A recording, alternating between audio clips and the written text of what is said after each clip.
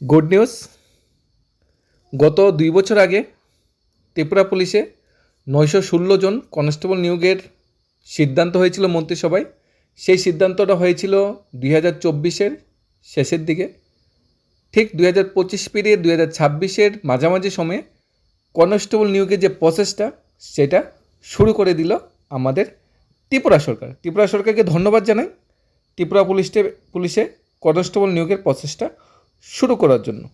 এখানে 916 জন কনস্টেবল নিয়োগের যে শূন্যপদ আছে, এই 916খানা পোস্টে নিয়োগের জন্য একটা কমিটি তৈরি করা হয়েছে।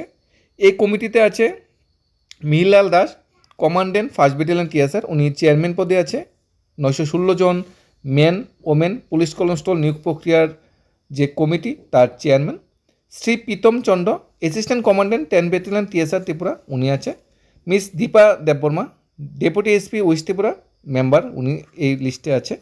রিপ্রেজেন্টেটিভ আছে এসসি ওয়েলফেয়ার ডিপার্টমেন্টের একজন এবং এসটি ওয়েলফেয়ার ডিপার্টমেন্টের একজন।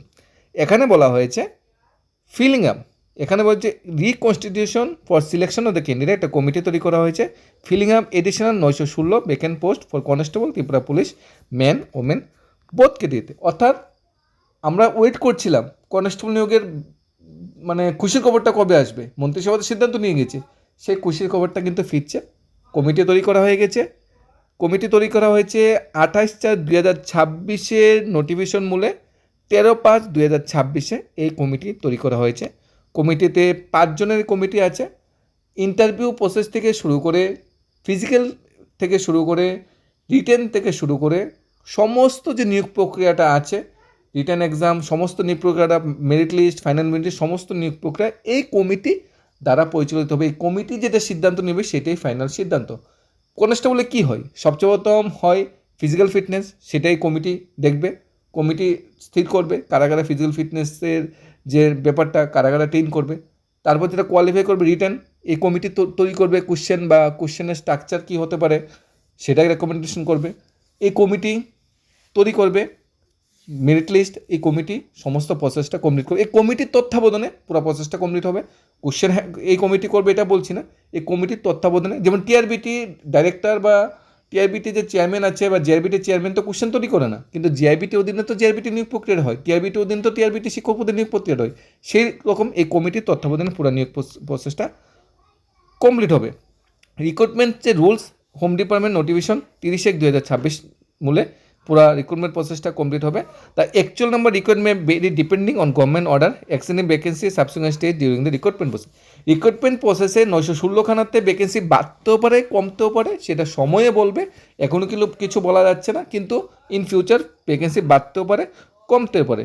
This is a suspension the earlier যে হেডকোয়ার্টার 159/2024, কমিউনিকেটর বাইট নাম্বার 10/12/2024। এই যে কমিউনিকেটর বাইট নাম্বার 10/12/2024 বা 25/11/2024 বিষয়টা, এটা মন্ত্রিসভায় যে সিদ্ধান্ত হয়েছিল সেই সিদ্ধান্ত মোতাবেক পুলিশ হেডকোয়ার্টার থেকে যে নোটিফিকেশন কাগজপত্রগুলি এসেছে এই রেফারেন্স মূলে, তার উপর ভিত্তি করে এই কমিটিটা তৈরি করা হয়েছে। তা কমিটির সমস্ত মেম্বারদের কাছে আমাদের পক্ষ অনুরোধ থাকবে, আগের মতো এবারও পুলিশ কনস্টেবল নিয়োগ প্রক্রিয়াটা পুরো স্বচ্ছতার মাধ্যমে মেনটেন করা। পুলিশ কনস্টেবল নিয়োগ প্রক্রিয়া বাবদ আর কি ডিটেলস ইনফরমেশন আছে সেটা আমরা এক নজরে দেখে নেব। প্রথমত স্যালারি স্ট্রাকচার, যেটা লেভেল 6 সেল 1 অনুসারে ইনিশিয়াল স্যালারি রেশন বা অন্যান্য অ্যালাউন্স মিলে 30,000 প্লাস পার মান্থ হয়ে যাবে, যেহেতু রেগুলার পে স্কেলের চাকরি। কনস্টেবল ডিউন্ডার 100% ডাইরেক্ট রিক্রুটমেন্ট।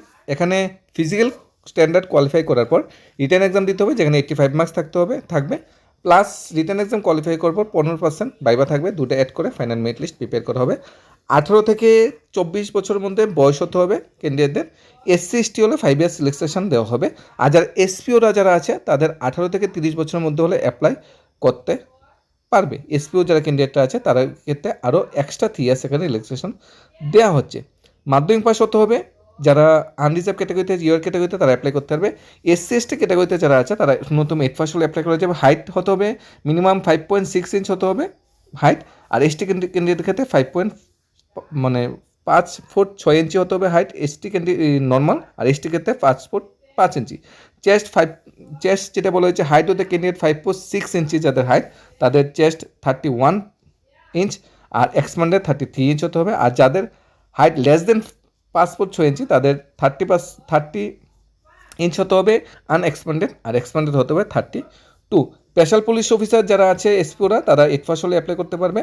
তারপর যেটা আছে এখানে ফিজিক্যাল স্ট্যান্ডার্ড, হাইটটা তো আমরা অলরেডি বলে দিয়েছি, চেষ্টা অলরেডি মেনদের ক্ষেত্রে বলে দিয়েছি। ওমেনদের ক্ষেত্রে হাইট বলা হয়েছে 5 ফুট হলে অ্যাপ্লাই করা যাবে, এসটি ক্যান্ডিডেট হলে 4 ফুট 11 ইঞ্চ হলে অ্যাপ্লাই করা যাবে। বাংলা বা ককবরু যে কোনো একটা ভাষায় জানা থাকতে হবে, তাহলে কিন্তু মানে প্রেফারেন্স বা অগ্রাধিকার দেওয়া হবে, এবং জানা অবশ্যই থাকতে হবে। এই রিক্রুটমেন্ট রুলস অনুসারে পুরো নিয়োগ প্রসেসটা কমপ্লিট হবে।